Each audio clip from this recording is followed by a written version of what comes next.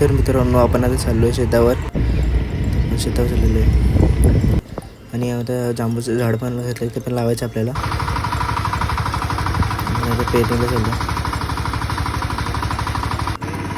आपलं शेत आहे. पाऊस पण पडत होता.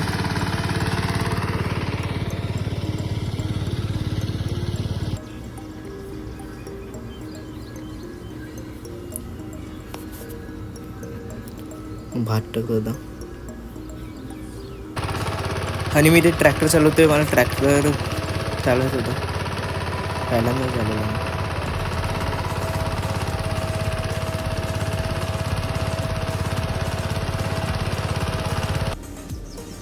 आणि बघा आपण इथे आलेलो आहे. आता आपण इथे आपण आंब्याचे झाडं लावलेले आहेत तिथे आपल्या शेतावर.